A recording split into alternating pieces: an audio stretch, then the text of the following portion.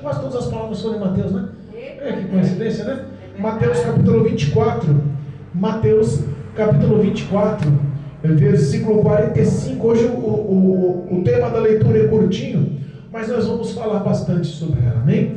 Mateus capítulo 24, versículo 45 ao 51, amém? Depois eu vou pedir para os diáconos e a diaconisa ajudar aqui os irmãos em nome de Jesus. Eu quero que todos participem da leitura para a glória de Deus, amém? O tema da leitura é o servo contínuo, a parábola dos dois servos. Eu mudaria esse tema. Eu colocaria o tema do seguinte: você está preparado para a vida do seu Senhor? Eita Deus. Capítulo 24, versículo 45. Capítulo 24, versículo 45, para a glória de Deus. Aleluia! Poderoso é o nome do Senhor, grandioso e poderoso é o nome do nosso Salvador. Amém?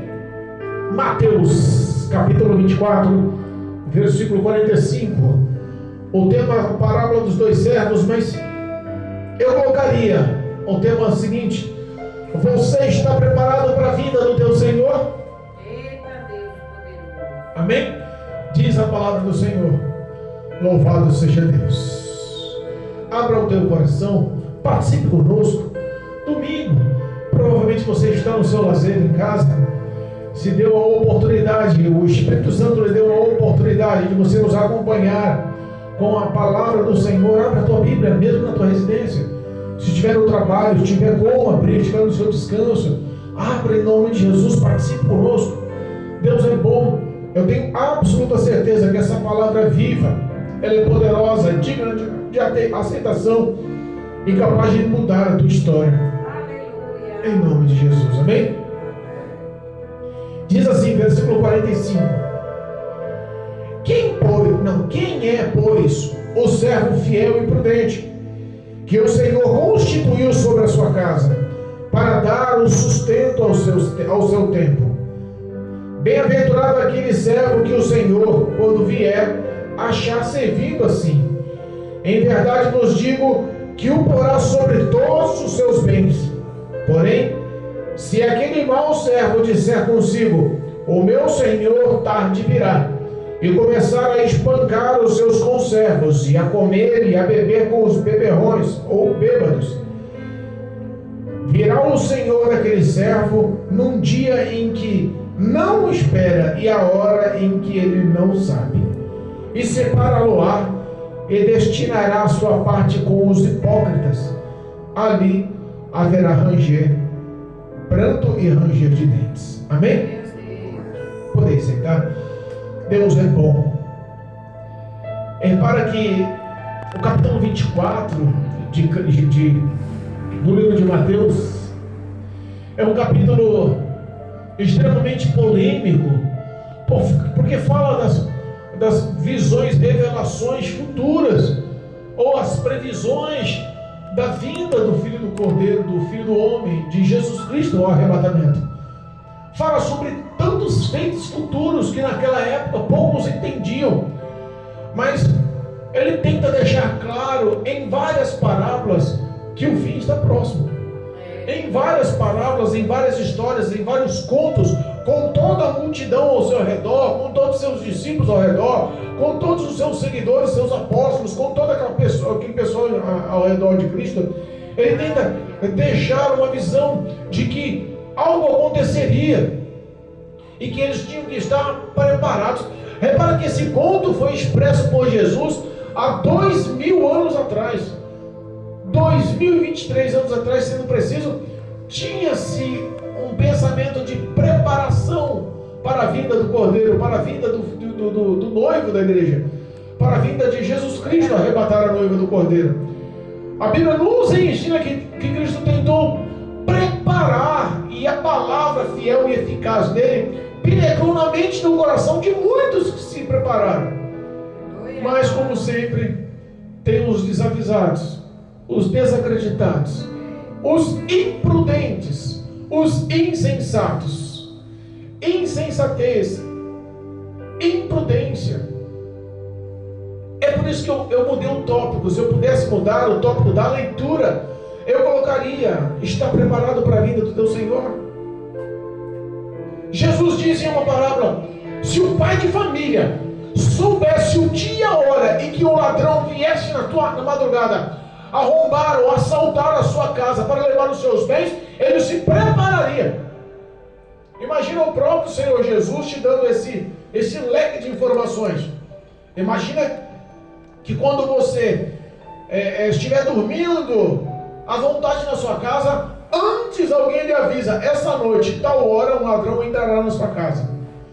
Como você se prepararia? Nos dias atuais, alguém no mínimo compraria uma arma de fogo, já colocaria um alerta, fazia um boletim de ocorrência para a polícia ficar esperta, já arrumava contatos com policiais: olha, quando eu ligar, chega mais rápido. Porque o homem queria se precaver, ele queria ser prudente. E é isso que nós queremos dar a entender nessa noite sobre nossas vidas espirituais. O que somos, prudentes ou imprudentes? Cristo veio ao mundo com o único propósito: fazer a vontade de seu Pai. O seu Pai fez uma promessa no jardim do Éden, que nasceria um que pisaria a cabeça da serpente. Jesus tinha um processo, e esse processo era o único: de abençoar a vida dos filhos, abençoar a vida dos fiéis, abençoar a vida do homem que estivesse o adorando em espírito e em verdade. Jesus, quando veio ao mundo para cumprir o seu ministério, ele sabia que iria pagar o preço, mas ele voltaria aos céus, ele voltaria ao trono da glória, ele voltaria para a eternidade. Então ele tinha que preparar seus discípulos, os seus apóstolos, os seus seguidores, para capacitados a anunciarem, propagarem, expandirem as suas palavras. Imagina que um homem dependia de que todo o mundo, toda a humanidade hoje, quase 7 bilhões e 800 milhões de habitantes, viesse ao conhecimento. E um homem tinha essa missão, de que todo mundo ouvisse, compreendesse e aceitasse o poder dessa palavra. Porque o testemunho de Cristo nessas palavras era emanado poder. O evangelho para alguns é loucura, pastor Pedro. Para muitos hoje em dia, uma pessoa está com o microfone falando numa igreja vazia para 2, 3 pessoas, e todos passam, olham e falam: esse cara é maluco. Nós vemos as pregações desses pregadores anônimos, vemos alguns vídeos, por exemplo, na Vida Paulista tem um rapaz que prega lá, praticamente só, o pessoal filma e posta. Essas pessoas anônimas que anunciam o evangelho são representantes e feitores das ações e testemunhos de Jesus Cristo sobre a face da terra. Eles são imitadores de Jesus. Eu imagino se Jesus hoje estivesse no 3º maior centro comercial do planeta, Avenida Paulista ali, anunciando o evangelho, muitos ridicularizariam ele. Muitos falariam: rapaz, para com isso, você está maluco, vai para a tua casa, rapaz, vai dormir. Ninguém daria crédito em Jesus. Então a missão de uma pessoa anunciar a vontade do Deus Todo-Poderoso, tem que haver uma intervenção divina. E a intervenção divina sobre a vida do homem é a presença do Espírito de Deus, que nos capacita e nos fortalece para levarmos a ação de graça e salvação que nós recebemos da parte de Cristo. Aleluia. E toda essa ação dependia de quem ouvisse e aceitasse, das pessoas que realmente fossem e quisessem ser fiéis. E ele fez algumas ilustrações, de muitas, para tentar abrir, avançar o entendimento da prudência. O que é uma pessoa prudente? É uma pessoa vigilante, é uma pessoa sábia, é uma pessoa que ela já tenta calcular o que vai acontecer. Se eu estiver andando num caminho certo, eu vou ter o pensamento do que eu estou fazendo. Se eu estiver num caminho errado, eu também vou ter um pensamento do que eu estou fazendo. O Salmos capítulo 1 distingue muito bem essa parábola. Ele retrata, ele relata muito bem a parábola que nós lemos aqui dos 2 servos, do sensato e do insensato, do prudente e do louco. O Salmo 1 nos ensina e diz: bem-aventurado o varão ou o homem que não se assenta na roda dos escarnecedores. que não segue conselho dos ímpios, nem se detém no caminho dos pecadores.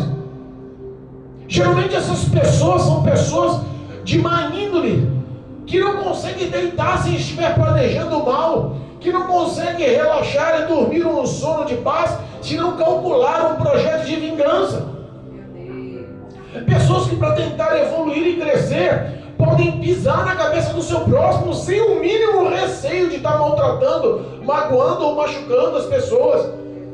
Ímpios são pessoas que têm prazer no que é mal, sabe que está errada, assume que está errada, mas não quer corrigir porque sabe que toma proveito em algumas ações. Existe uma passagem em Malaquias que eu gosto de enfatizar muito, Malaquias 3,17. Eu dou por bem-aventurado os ímpios, porque cometem as suas impiedades e ninguém os pega, eles se desvia e o Senhor nenhuma providência toma. E alguns tomam eles como bem-aventurados, os que cometem impiedade e escapam, e ninguém assume, ninguém o castiga, o repreende. Tem pessoas assim, que a fama está se alastrando porque é errado.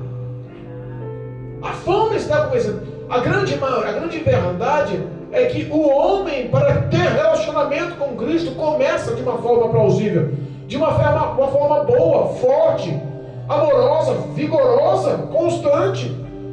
Mas com o passar do tempo se decai. Lembra de Salomão? Pregamos a última pregação sobre a vida de Salomão.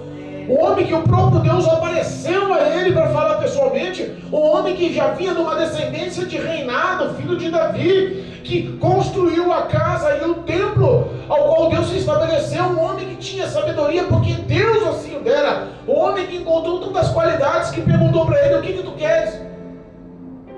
Fala para mim que eu vou te dar. Maurício, se o próprio Deus aparecesse na nossa frente hoje e fizesse uma pergunta para mim e para você: o que você quer? Qualquer coisa, eu vou te dar. Não dá para balançar as pernas.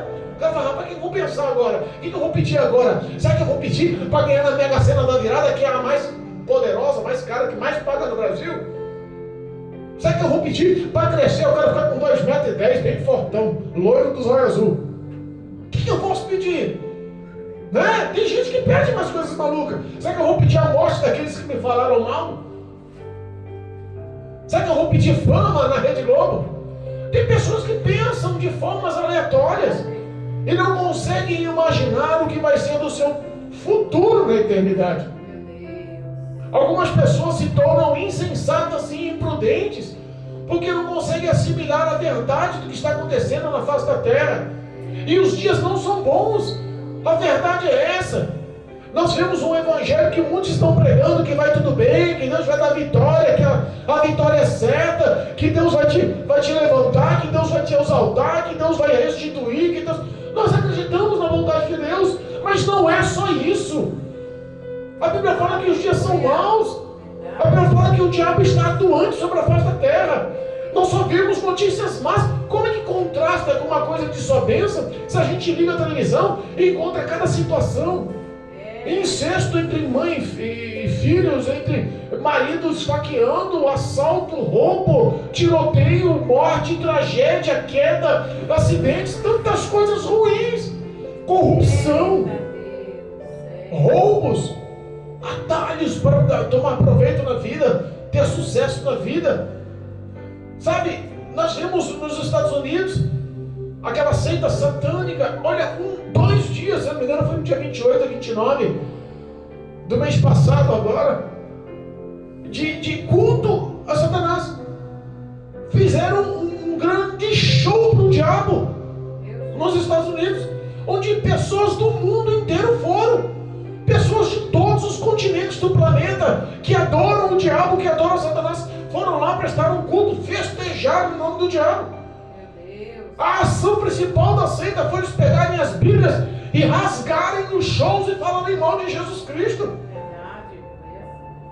Nós vimos que o dia está mal, mas ao mesmo tempo, por lá de fora do evento, lá naquele show maligno onde se prepararam, imagino quantas oferendas demoníacas fizeram. E quando estava vendo lá o show dentro do ambiente festivo para Satanás lá, por lá de fora, tinha pessoas anunciando e pregando o evangelho. Tinha um grupo de evangelistas e pastores pregando o evangelho. Olha o contraste da luz e as trevas.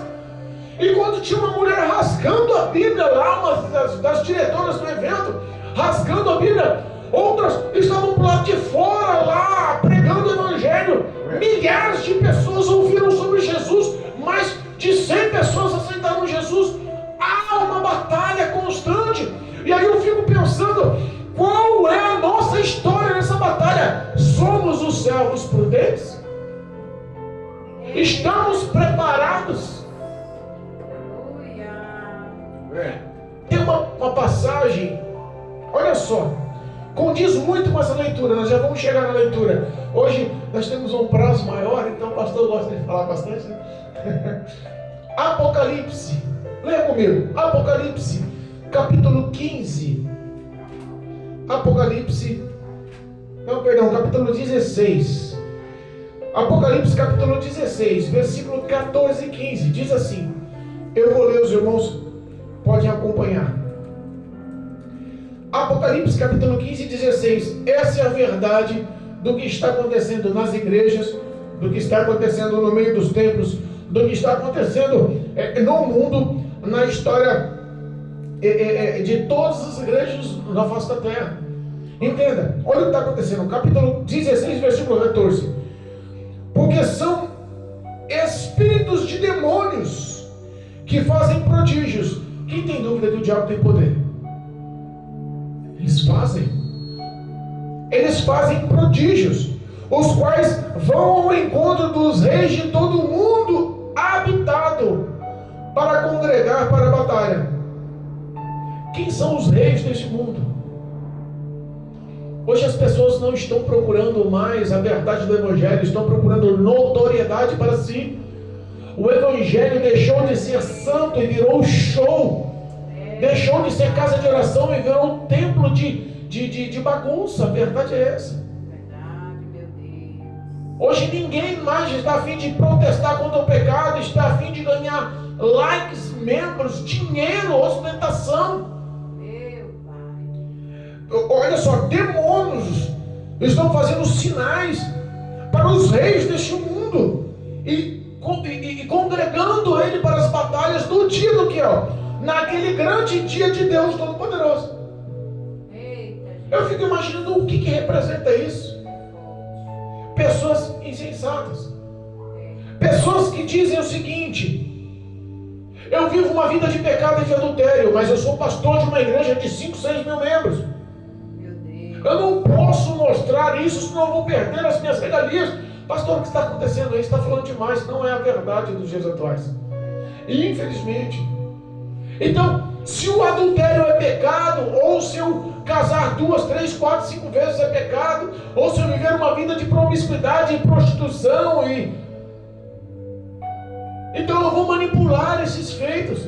Eu não vou pregar sobre esses feitos. Eu não vou denunciar esses feitos. Se a pornografia é o meu dia a dia, como eu posso pregar na igreja sobre pornografia, que é a segunda coisa? Eu vou falar sobre prosperidade. Meu Deus. Estão manipulando com heresia a verdade, para que ela possa se enquadrar no bem-estar das pessoas que só procuram conquistas e bênçãos.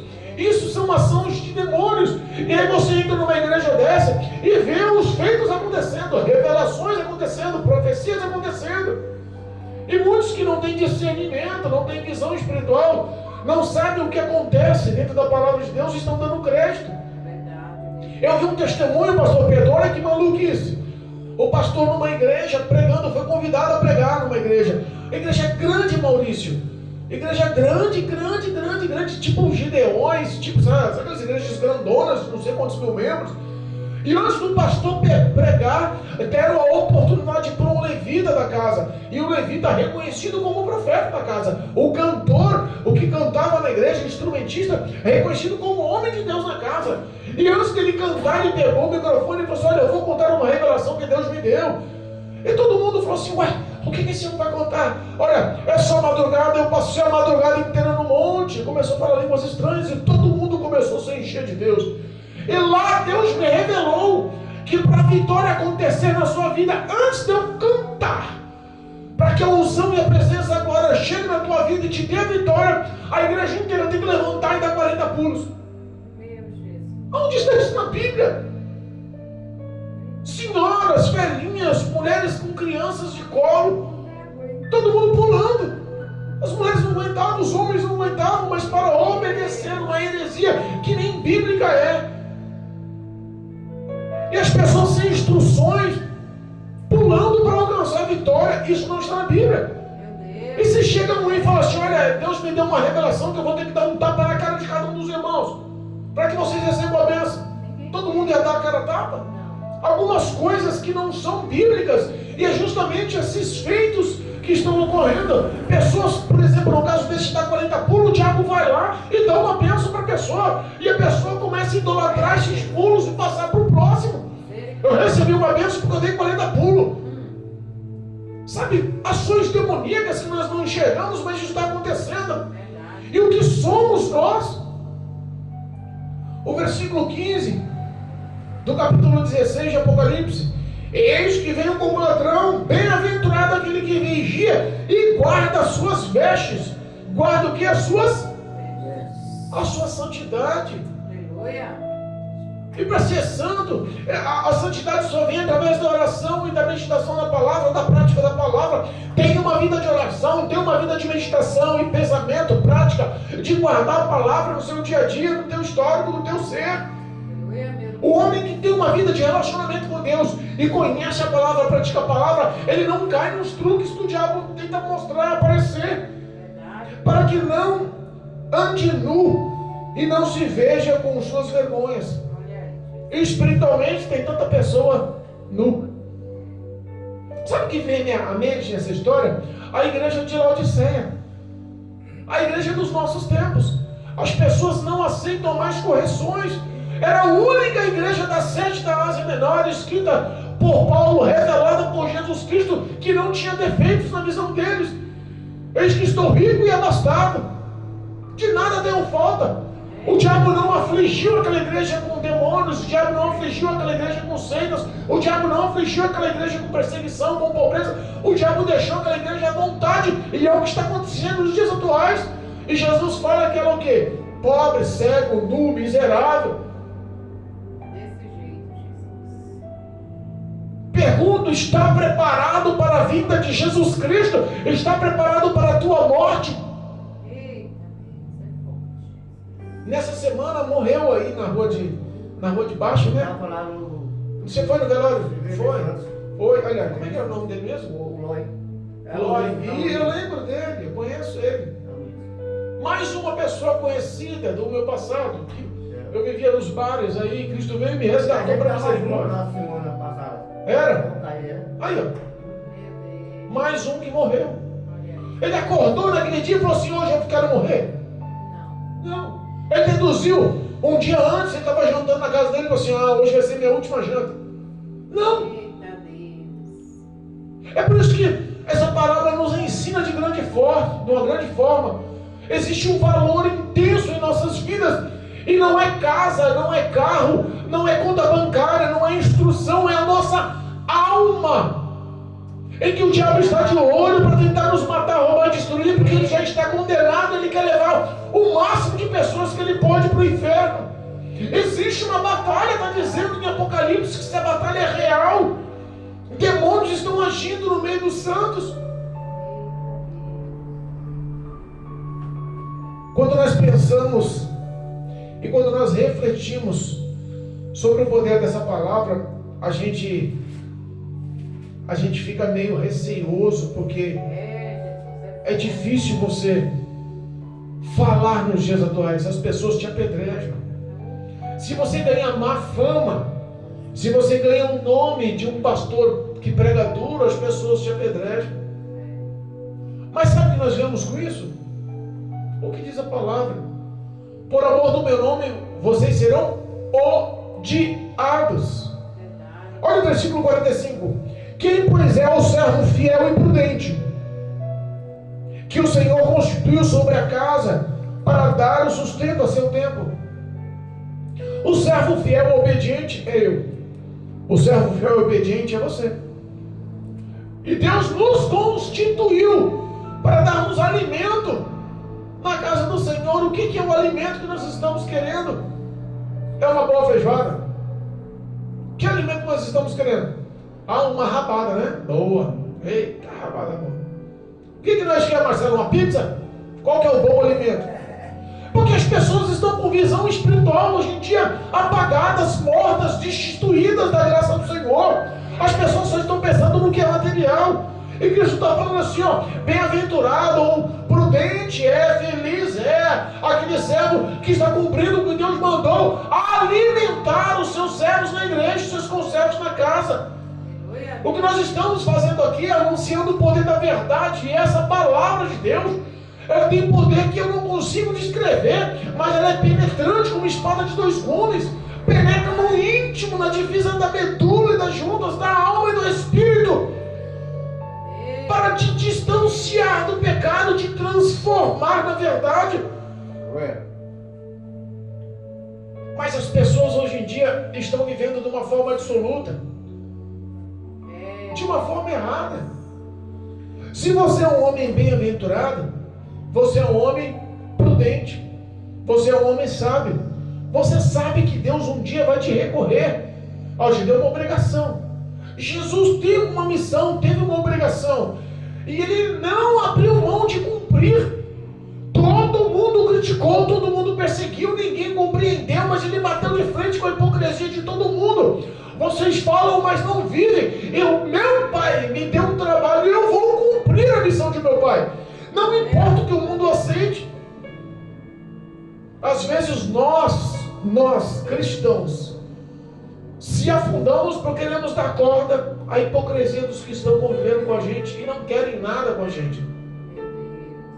Quando falamos sobre o Salmo 1, sobre os zombadores, a sentar na roda dos pecadores, nós queremos sentar na roda dos pecadores. Não, mas nós temos que ser bonzinhos. Nós crentes temos que amar todo mundo. Se eles são pecadores, estão zombando de Jesus, não tem nada não. Jesus vai ter misericórdia para isso e eu vou sentar do lado deles. Não dá certo. A comunhão entre a luz e as trevas não dá certo. Não dá certo. Uma hora ela te contamina. Uma hora você vacila, o diabo encontra a brecha. Uma hora um pequeno palpite, um pequeno auxílio que satisfaz a sua carne, dá o acesso para o diabo te esfriar na fé. A palavra nos ensina: deixa o ímpio o seu caminho. Deixa o ímpio o seu caminho. Se desvie dele, se afaste dele. Quer andar com Jesus, quer ser uma viva, quer andar com santidade, quer viver a verdade, quer anunciar o reino do Senhor, ande com pessoas de vida de oração. Aleluia. Agora, pessoas que só sabem criticar, arrumar pretexto, arrumar desculpa, arrumar falatório, desvie-se de pessoas dessas, porque são pessoas assim que te contaminam. Na escola, no trabalho, na rua, na vizinhança, na parentela, as más conversações corrompem os bons costumes. As pessoas estão enfraquecendo porque estão dando ouvido a muitos. Versículo 46. Bem-aventurado aquele servo que o Senhor, quando vier, achar servindo. Em verdade vos digo que o porá sobre todos os seus bens. Achar servindo é o exercício da fé. Não tem como servir a Deus se você não crê em Deus. Não tem como você estar constante na presença do Senhor se você não tem ação dessa fé. Eu amo a Deus, ele lava aqui. Eu amo o Senhor Jesus, mas não quero saber de igreja não. Eu amo o Senhor Jesus, mas não estou a fim de ler a Bíblia não. Eu amo Jesus de todo o coração, mas sei lá, a última vez que eu falei com Deus em oração. Isso não é ter um relacionamento com Deus. Então uma pessoa que é bem-aventurada é aquela pessoa constante. Alguns homens perderam a constância pelo pecado. Lembra de Sansão? Sansão recebeu um dom de Deus. Sansão era um justo homem, digno, apto, escolhido pelo próprio Deus. Deus lhe deu um poder, uma ação sobrenatural sobre a vida dele. E toda a força que Deus deu, ele revelou ao inimigo. Meu Deus. Os prazeres da sua carne, as satisfações pessoais, os relacionamentos impróprios, a conduta das pessoas, ao quais todo mundo sabe que é erro, mas você mesmo conhecendo a verdade, quer andar do lado da pessoa, quer dar ouvido à pessoa, quer ter relacionamento com a pessoa. Dalila, uma prostituta, insistiu, com carinho, com delicadeza, com vigilância, com nhenhenhé, pisando em algodão. Daqui a pouco ele revelou para ela e perdeu tudo que Deus tinha dado. O diabo está da mesma forma, tentando procurar na sua história, na sua vida, essa falta de constância. Quer se enfraquecer? Para de conversar com Deus, para de orar, para de ter relacionamento com o Espírito Santo. Quer viver uma vida de erro, de pecado? Para de vir para a igreja. Ah, pastor, então eu só vivo na igreja que eu não vou ter vida de pecado? Sim, porque aqui prega-se uma verdade, e essa verdade diz a palavra que liberta. João 8,32. Glória a Deus. Às vezes nós não somos libertos porque nós não queremos, nós desejamos ser imprudentes. E como é que Deus, chegando como um ladrão, de repente, sem saber o dia e a hora, achar a gente imprudentemente? O que Ele quer é se alegrar com a gente, é encontrar e ver o Maurício orando, é encontrar e ver o Odair praticando a caridade e o amor ao próximo, é encontrar e ver o Marcelo se esforçando para ler a palavra, é encontrar e ver a pequenininha se esforçando para louvar o Senhor na igreja, é encontrar e ver o pastor Pedro pregando a palavra como ele sabe, com graça e sabedoria. É encontrar a gente na prática da fé. Porque se nós não encontrarmos na prática da fé, é porque nós já se envolvemos com os relacionamentos do mundo e estamos frios e não aceitamos correção. A grande verdade do Evangelho é que as pessoas perderam o prazer de servir. O prazer dele está com o céu nos mãos. Olha o versículo 48. Porém, aquele mau servo disse consigo mesmo, passa no coração dele. Sabe o que passa no coração? Porque ele já está vendo lá fora.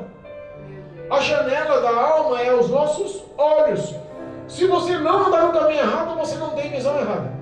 Não chega nada no teu coração de errado. Lembra daquele jovem em Atos 20,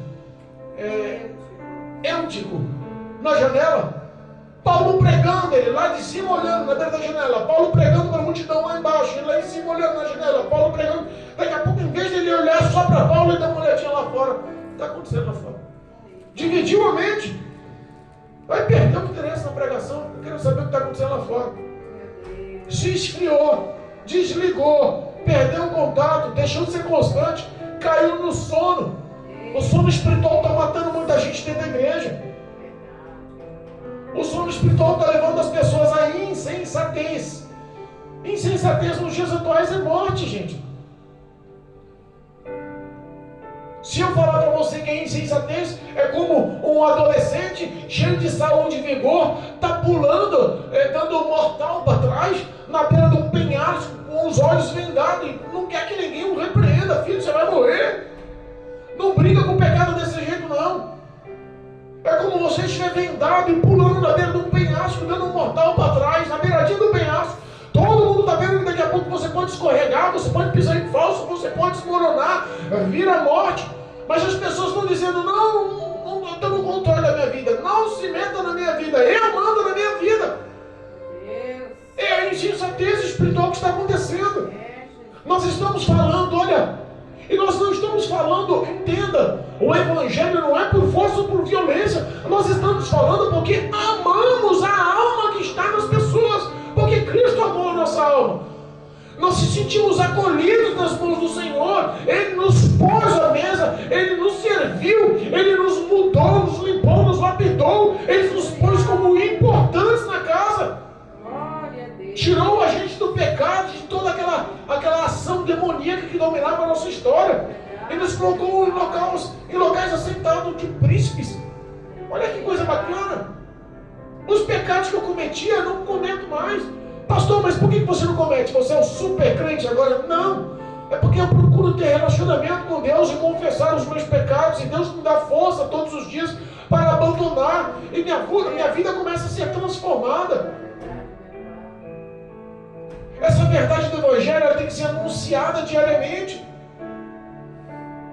Olha só, as pessoas que olham para si e não conseguem enxergar defeito, olham para si, se analisam e falam, eu estou certo, olham para si e não conseguem encontrar nenhuma falha em si.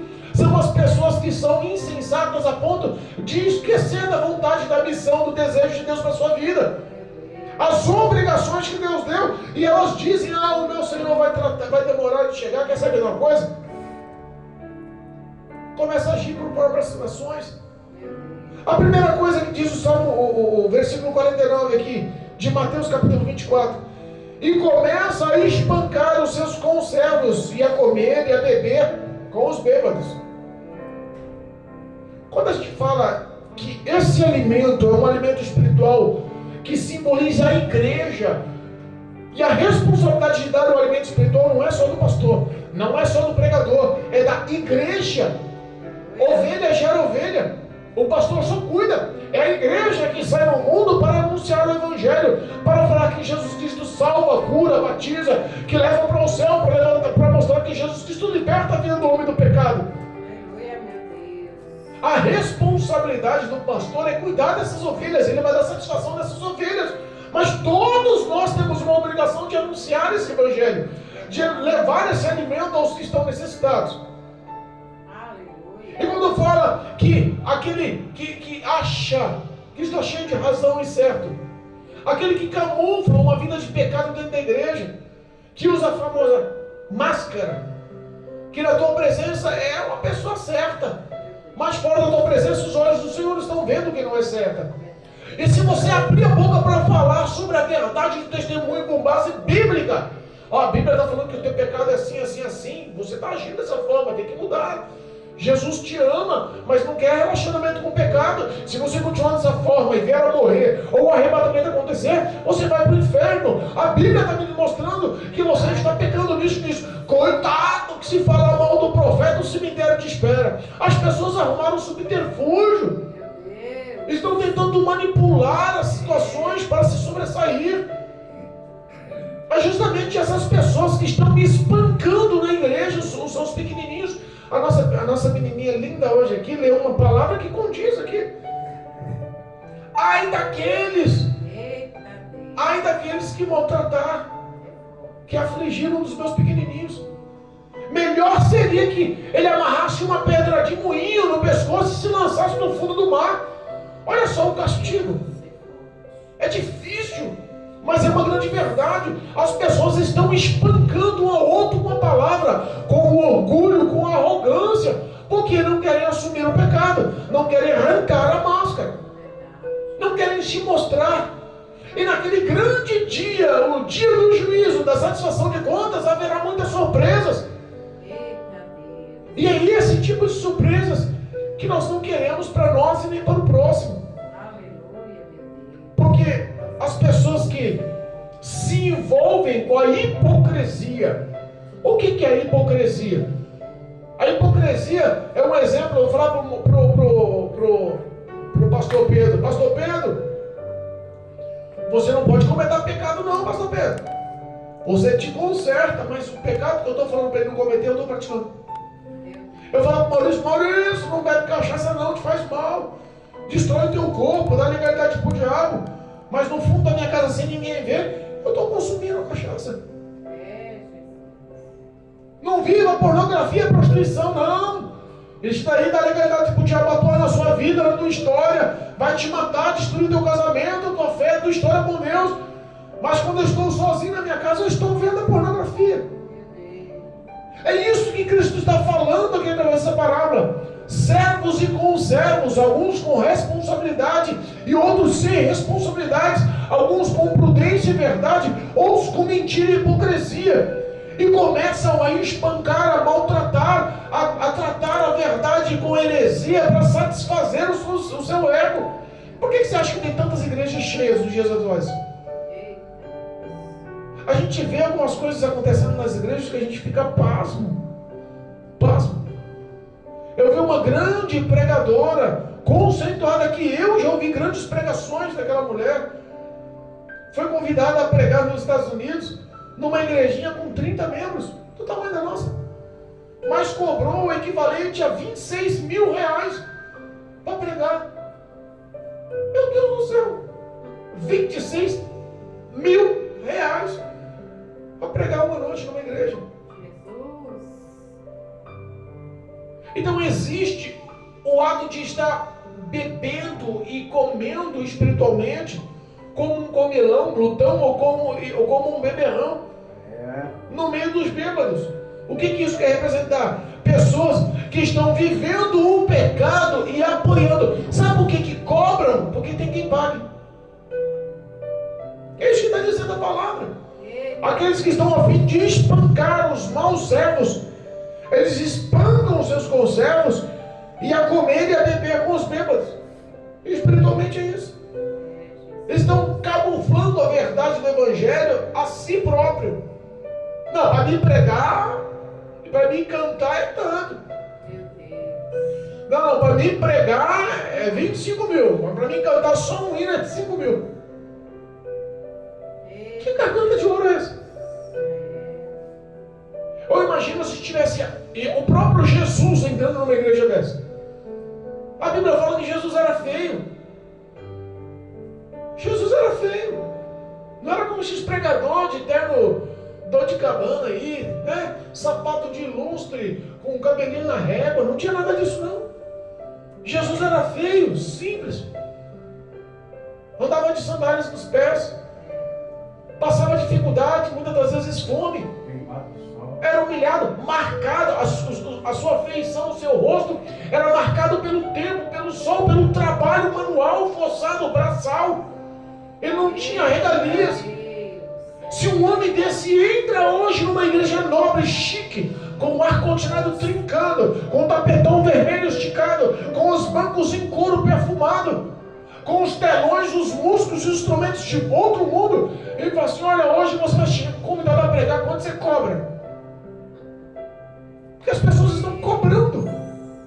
Virou uma empresa, comércio. Estão vivendo como bêbados espiritualmente. Pessoas insensatas que estão fazendo do Evangelho uma vergonha. O Senhor virá, olha só. Virá o Senhor daquele servo num dia em que o não espera e a hora em que ele não sabe. Eu fico pensando nessas palavras.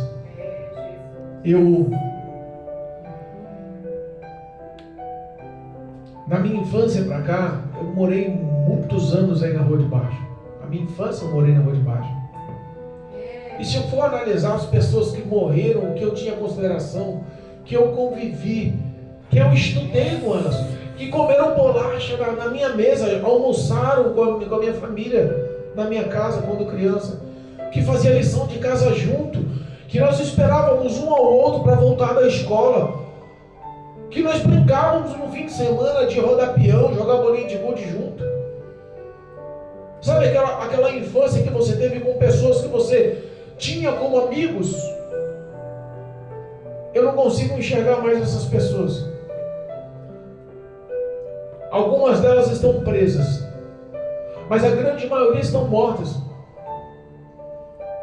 O Marcelo, o filho da Marlene, morto. O Cristiano, o irmão dele, como a Beth, morto. Pessoas que conviveram comigo, o Jair, o irmão do Danielzinho, que a gente apelidava ele de Jabá, morto.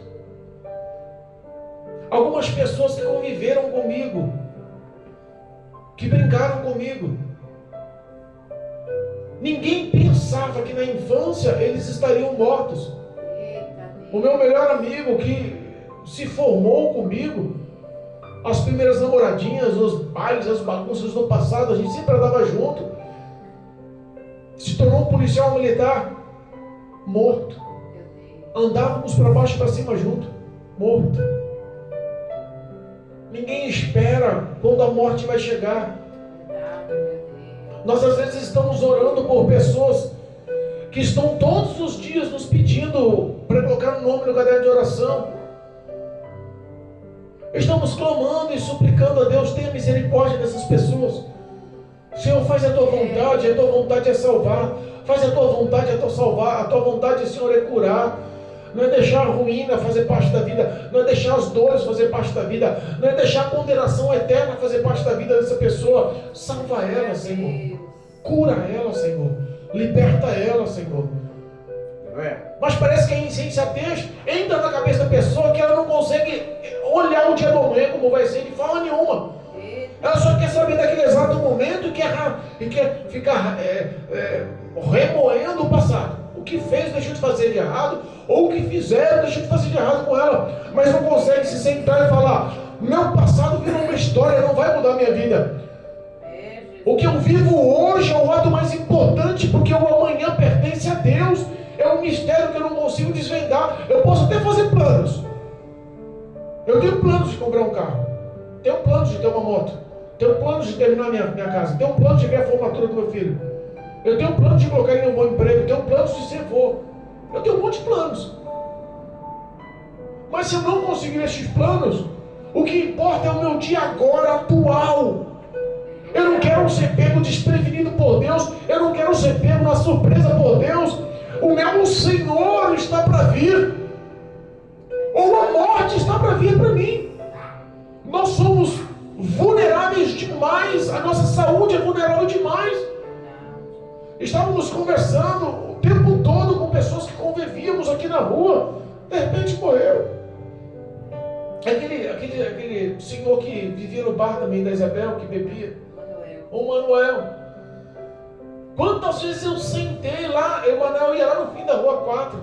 Eu estava na igreja diante do trono. Ele ia lá no fim da rua 4, ele encostava no murão do escadão assim. Não queria entrar na igreja, mas queria me ouvir pregando. Antes da pregação eu saía, o culto rolava, eu ficava lá um tempão, encostava, sentava do lado dele e ficava: Manuel, eu sei que você tem temor no coração, eu sei que você tem fé em Deus. Jesus Cristo te ama, não quer olhar sua condição social, não quer olhar sua cultura, não quer olhar o que você tem. Ah, mas eu não entro não porque eu tenho vergonha, eu não tenho nem roupa. Não se importe com a roupa, porque mais importante é o corpo do que a roupa. Não se importe com o que os outros vão analisar e calcular da sua vida, porque mais importante é a tua alma aos olhos de Deus. Existe uma eternidade, Jesus quer te abraçar e quer te colocar nos braços pela eternidade, te tratar com o filho, com amor, com zelo, mas a condenação é complicada. São dores constantes e eternas, nunca vai mudar isso. Ah não, mas eu não quero, não estou afim de entrar na igreja, não quero ser crente não. Deixa eu aqui, pode ir lá, não vou. E essa amizade rolou muito tempo. E teve uma certa fase que eu pensava: quer saber da coisa, ele não quer saber de Jesus mesmo. Mas por anos eu falei de Jesus para ele. Aí nas últimas semanas eu convidei ele a vir para a igreja. Ô Manuel, vem participar do culto com a gente. Estava aqui, na nossa rua. Falava de Jesus para ele: Jesus te ama, rapaz. As portas da igreja estão abertas. A porta da graça está aberta, da salvação está aberta. Logo, logo, Jesus Cristo pode te chamar, a morte pode vir, o homem morre porque Deus assim quer. Não é porque nada queira não, porque se Deus não quiser que o homem morra, o homem vai viver 100, 200, 300, 500, 1000 anos, porque quem manda na vida do homem é Deus, mas Deus pode pedir a sua vida daqui a 5 minutos. Ele ouvia, compreendia, mas falava não. Um dia de manhã falaram, acho que o Marcelo mesmo falou, né? Manuel morreu. Foi você que falou para mim, não foi? Acho que foi isso. Oh, sabe o Manuel, aquele que fica lá no bar da Isabel? Você parece que eu não conheço o Manuel. Morreu. Meu Deus. Amanheceu morto. Deitou para dormir, amanheceu morto. É que nem esse que morreu agora, parece que ele caiu no bar, estava bêbado, bateu a nuca. Tomou uma queda no bar, bateu a nuca. E por estar bêbado não sentiu. Levaram ele para dormir. Levaram ele para casa. Não pode deixar dormir, né? As pessoas que levaram ele para casa pensaram que ele ia morrer? Ele pensou que ia morrer de uma queda. E você pensa na sua morte hoje? A pergunta é, eu repito, o tema da palavra: está preparado para encontrar com o Senhor Deus? Eita, papai. Com o seu Senhor? morte lhe chamar hoje, está preparado para se encontrar com a morte. Porque quem manda na morte é Deus. Quem manda na morte é Deus. Pastor Pedro passou um apuro um tempo atrás, oramos para esse homem, mas aprendeu a amar esse homem, não tem jeito. Oramos para esse homem. Pegou uma pneumonia severa. Ficou mal, saiu daqui tremendo, não conseguia nem falar, nem respirar, o semblante do rosto transformado, passando extremamente mal. Foi para UTI. Mas quem manda na morte é Deus. Eu disse, não, meu filho vai viver. Vai tocar teclado lá no culto de domingo. Ele constante vai continuar lá, falando da viúva, do filho da viúva. Ele vai falar para o Maurício, tal domingo, que Jesus é a ressurreição e a vida. Continua. Porque quem manda na vida do pastor Pedro é Deus. Quem manda na tua vida também é Deus. Ímpio ou servo, justo ou não, fiel ou não. Quem manda na vida do ser humano na face da terra é Deus. Chega o seu Senhor numa hora que ele não espera, no momento que ele não sabe. Se te colocasse face a face com Jesus hoje, vivo, e Jesus olhasse para você, vivo sim, notório, como você está me vendo, e Jesus olhasse para você e falasse, olha, eu te amo. E quando você parar de conversar comigo agora, eu vou te matar. Vou levar a sua alma, tua carne vai desfalecer. E o que você tem para me mostrar? Qual o valor? O que você tem de valor? O que você tem de mais precioso para me dar em troca da sua alma? As pessoas estão pensando na farra, nas satisfações, nos prazeres. A infidelidade, o pecado e as ações malignas demoníacas estão dominando as igrejas. E quando nós falamos, parece que é brincadeira, mas não. As igrejas estão quase extintas na face da terra. O Brasil ainda é o ninho, é a origem de muitas igrejas na face da terra. Em quase todos os países da Europa não tem mais igrejas. Não tem mais igrejas. Sabe o que está acontecendo com as igrejas? Igrejas de 2, 3 mil membros estão sendo fechadas para transformar-se em boate. Estão sendo fechadas para se transformar em bares, em museu, teatro. Menos de 1% dos cristãos da Europa estão lutando para sobreviver porque não há mais igrejas para congregar. Os Estados Unidos, existe uma decrescência incrível do número de cristãos. Está todo mundo se afastando, se desviando. O que nós vemos são igrejas vazias, o pecado alastrando, as pessoas insensatas ao extremo, não querem saber de esperar o seu Senhor, achando que os prazeres delas são maiores. Vamos espancar todo mundo, vamos comer e beber à vontade, vamos farrear, vamos viver o que nós temos que viver. Existe um ditado que diz que a vida é curta, vamos viver tudo que pode agora, porque depois que morrer não vai poder mais. Cuidado, é um ditado maligno. Viva todos os seus prazeres aqui e depois a eternidade na lamúria, nas dores. Meu Deus. Estou encerrando. Último versículo. Quando o Senhor da casa chegar e não encontrar aquele servo fiel, prudente, que está honrando o seu Senhor, está dando de alimento aos seus conservos, está na casa honrando com o seu testemunho, com a sua fala, amando o próximo, mas encontrar um servo mau, com coração mau, com pensamentos maus, doido para vingança, doido para ira, doido para o roubo, doido para os prazeres, doido para vivendo uma vida errada, dissoluta, sem achar que está certo ou está errado, porque ninguém tem o poder de corrigir ele. E quando ele for pego de surpresa, versículo 51 diz assim, ó, que quando ele for pego, num dia que ele não sabe, numa hora que ele não espera, ele vai ser separado. Separá-lo-á. Ser separado, às vezes é uma coisa boa. Existe um aglomerado de pessoas E o responsável fala: hoje eu vou separar alguns. Aquele que está vivendo uma vida íntegra, justa, reta, digna, com caráter, já se põe como voluntário. Oh, glória, vai me separar, tem coisa boa vindo. Porque o mente e o coração, as ações deles são boas. Mas e se as ações são más? Eita Deus, se ele separar, tô perdido. O que eu vou fazer?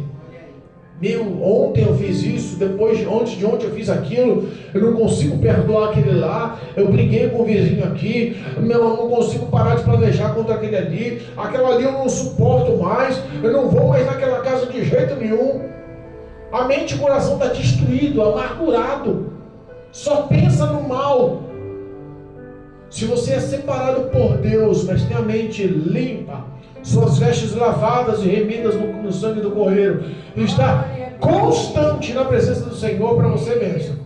Se não é, a Bíblia fala que aquele mau servo que foi encontrado em falha, Deus vai separar, e a parte dele vai ser com a hipocrisia, com as pessoas falsas. Conviver com a pessoa falsa é complicado, né? É difícil, você não consegue confiar, você não consegue se abrir, você não consegue dar um abraço para uma pessoa falsa, você não consegue ter relacionamento de verdade com uma pessoa falsa, porque ela vai olhar nos seus olhos, mas 5 minutos depois você sabe que ela pode estar falando mal de você. Você não consegue constituir nada do lado dela com medo dela passar a perna, te passar para trás e roubar o que você tem. Você não consegue contar segredos, você não consegue ter uma habitação do lado de uma pessoa falsa, porque geralmente as pessoas falsas são pessoas ruins, que só querem o bem para si, e que você se exploda. A verdade é essa. Eu vou separar você com os hipócritas, com as pessoas falsas. Vou reunir todo mundo com esse mesmo estilo de vida, que vive com uma máscara, por lá de fora bonito, mas por dentro não está nem aí para você. Diz que ama, que está prestando um bom alimento, que está servindo na casa, que está vivendo uma vida de santidade, mas suas vestes são sujas. E só quem pode ver a sujeira no pecado é Deus. Aleluia. Essas pessoas, elas vão ser juntas, reservadas, e a parte dela, o que reserva para ela, o futuro dela, a morada eterna dela, é onde vai haver ranger, e ali haverá pranto e ranger de dentes.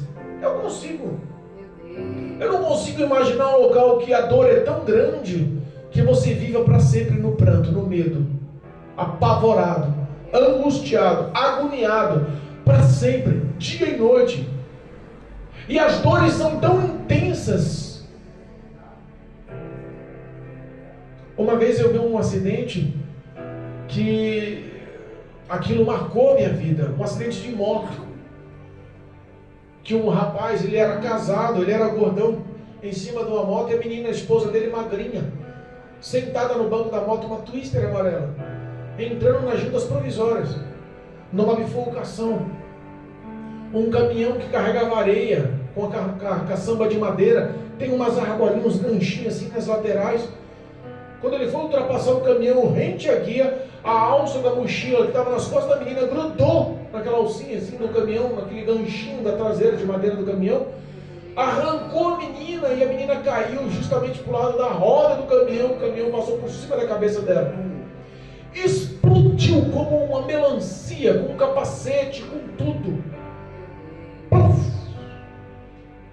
Aquele homem desceu de cima da moto e com o coração esmiuçado chorava e tentava juntar o resto da cabeça dela. Sangue, miolos, ossos, capacete, aquele mundo, sabe, juntando assim. Eu imagino a dor do coração daquele homem. Ainda não vai ser comparado com a dor do inferno. Ainda não pode ser comparado com o que vai sentir no inferno. Quando a Bíblia fala aqui sobre haverá prantos, o pranto, a angústia, a agonia que aquele homem sentiu, ainda não vai dar para comparar com o que vai passar no inferno. Quando a gente fala em pranto, realmente é uma coisa terrível. E a gente consegue assemelhar essas coisas com a morte de pessoas que amamos. Porque quando você perde alguém que você ama, é como você conviver sem um membro. Você não consegue, ele faz uma falta muito intensa, aquilo te dói por anos.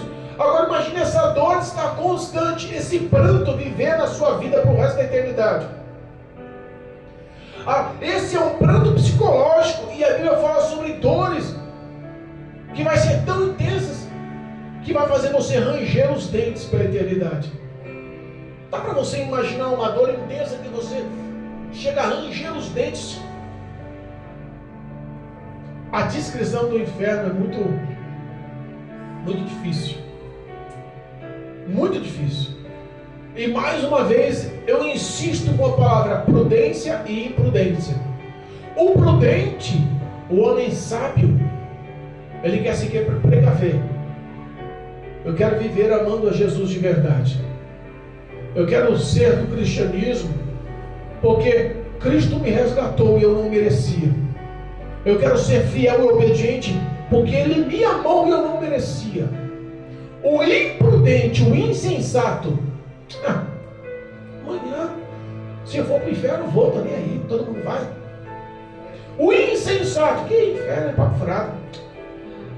Ele dá conta dos outros, não tem nada, não, morreu, acabou. O insensato não quer nem parar para pensar, quer acreditar na Bíblia nas coisas boas. Jesus é próspero, vai te fazer rico, Jesus vai abrir a porta do emprego, Jesus vai te curar, Jesus quer te dar. Aí quer acreditar. Jesus quer que você se converta, quer que você deixe a casa do oleiro, se acerte com o Senhor, abandone o pecado, perdoe o próximo, porque senão o destino é o inferno. Eu não acredito nisso não. Só quero acreditar no que é bom.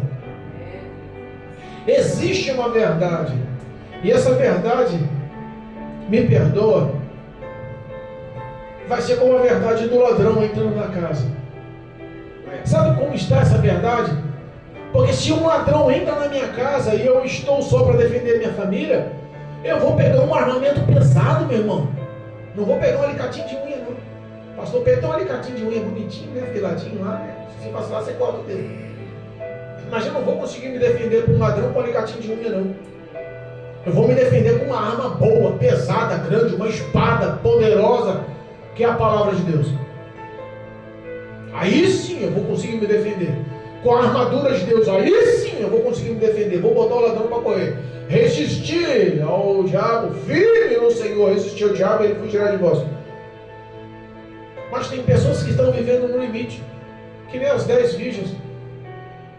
5 malucas, doidinhas. Não, vamos no limite. Tem um pouquinho de azeite aqui, vai ficar aceso. Vamos embora, tá bom. Vamos, tô com pressa.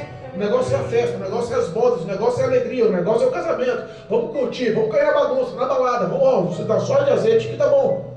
As outras falam assim, não, vou levar minha candeira, mas vou levar azeite de reserva. Será que o noivo pode atrasar ou não? Eita Deus. Pensou? Será que, o que eu posso fazer para ser prudente? Pensar que amanhã ou depois eu vou ter que dar satisfação da minha alma e estou brincando hoje?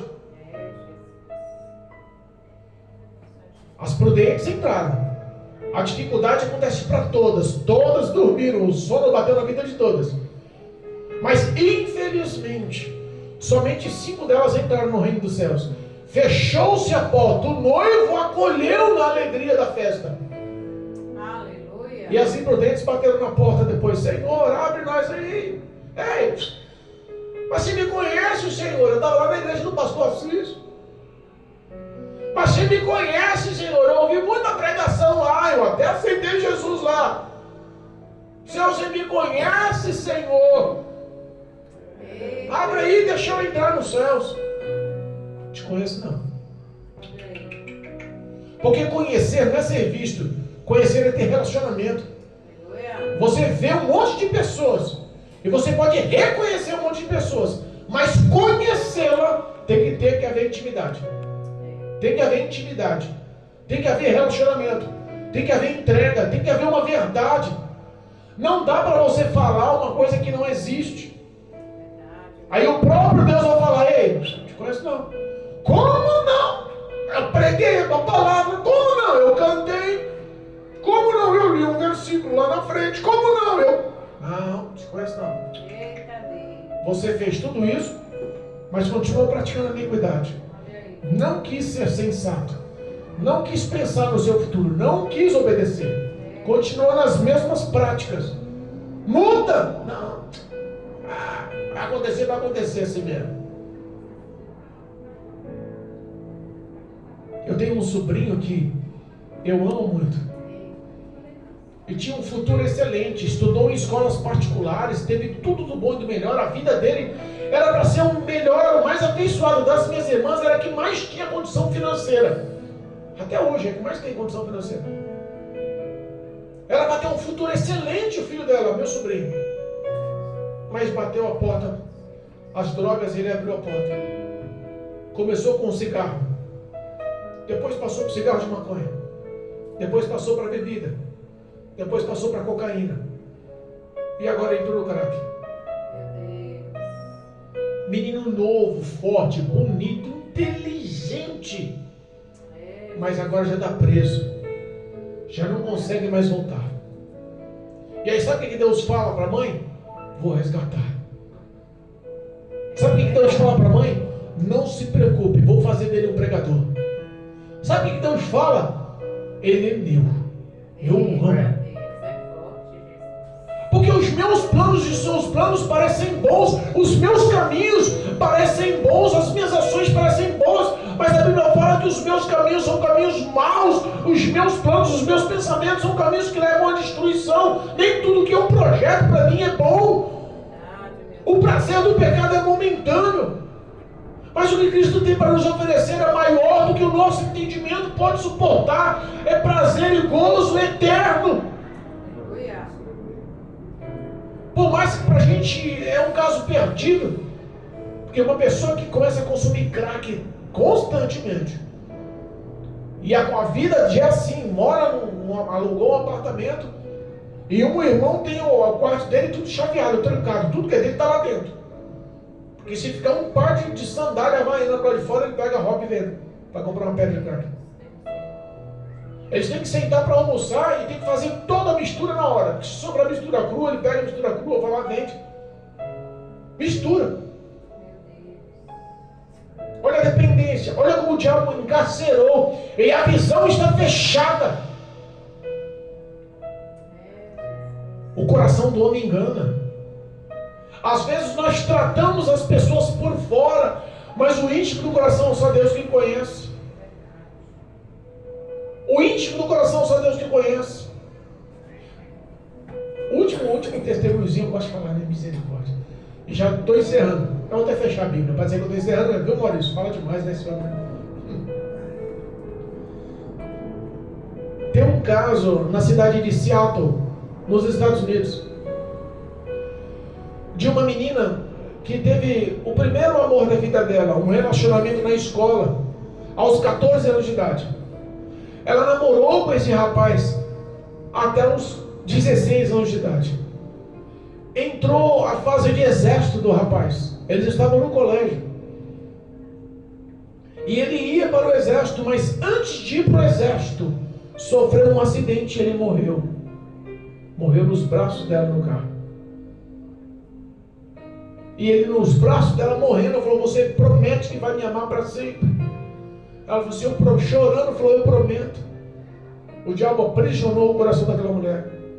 Aquela menina nova de 16 anos entrou numa depressão profunda. Os pais notaram que ela não saía mais do quarto, já não ia mais para a escola, deixou de se relacionar com os amigos, e o quarto vivia escuro, trancado. Ela se afundou a chorar na cama, já não comia, não bebia, não dormia direito. A história da vida dela estava definhando, ela estava prestes a morrer. Os pais pegaram a filha e levaram para psicólogos, psiquiatras, e gastaram uma fortuna em tratamento, mas ninguém resolveu. E um dia no teu quarto ela corta seus pulsos. Além de cortar os pulsos, tomou um monte de medicamento com ácido. Queria ou não queria morrer? Pegou um monte de comprimidos, remédios de tarja preta, remédios fortíssimos, mastigou tudo, jogou na boca, engoliu e tomou ácido, e depois cortou os pulsos. Levaram essa menina para o hospital mais caro dos Estados Unidos, lá na cidade. Os pais gastaram tudo que tinha, venderam casas, venderam o carro, o pai fez empréstimo, fizeram mais de 14 cirurgias para tentar restituir o estômago daquela menina, os pulmões, tudo destruiu com o ácido. Ela foi socorrida, ficou para mais de 6 meses no hospital internada, fez muitas e muitas cirurgias, abriram ela por dentro várias vezes, entrou na corrente sanguínea, ela quase morreu. A salvação daquela menina foi um feito tão grande, tão histórico, tão marcante naquele hospital da cidade de Seattle, que os médicos fizeram palestras na cidade para mostrar os procedimentos cirúrgicos, o sucesso que foi salvar aquela menina. Os médicos se encantaram, formularam uma equipe gigante, os pais gastaram tudo o que tinha para salvar a vida daquela menina. E quando ela foi salva, os médicos planejaram uma palestra de como salvar e queriam levar ela lá na Europa. E queriam mostrar uma palestra para vários médicos europeus e queria levar ela como testemunha de todos os procedimentos cirúrgicos que ela passou, porque ali foi um feito milagroso aos olhos da medicina. Deram alta para a menina e marcaram a data da viagem. A menina, quando entrou no quarto novamente, na casa dela, com o coração ferido do mesmo jeito, cortou a jugular e sangrou até morrer. Os médicos ligaram para os pais para falar a hora do embarque. E os pais chorando falaram: não vai ter mais viagem. Ela acabou de morrer. Ela se suicidou. O médico chorando falou assim: me perdoa, porque eu consegui curar o físico dela, mas o coração não consegui alcançar. Eu consegui curar o estômago, a rede sanguínea, os pulmões. Eu consegui sanar a perda de sangue, os pulsos cortados. Eu consegui fazer tantas cirurgias. O feito da medicina, a tecnologia, todo o dinheiro que você gastou serviu para a gente usar tudo que estava ao nosso alcance para salvar o físico dela. Mas não dá para alcançar os sentimentos. Não consegui alcançar o coração dela. E o médico foi para o velório dessa menina. E chorando, encontrou-se com Jesus naquele velório. E viu que existia alguém que podia tratar dos corações. Está preparado para se encontrar com o seu teu Deus? Se a morte chega sem você esperar hoje, se o arrebatamento acontece no abrir e fechar de olhos, como nós vamos se apresentar para o Senhor hoje? Que o Espírito Santo possa tocar no teu coração e que você possa verdadeiramente ser prudente e se entregar ao Senhor em espírito e em verdade. Em nome de Jesus. Em nome de Jesus. Amém?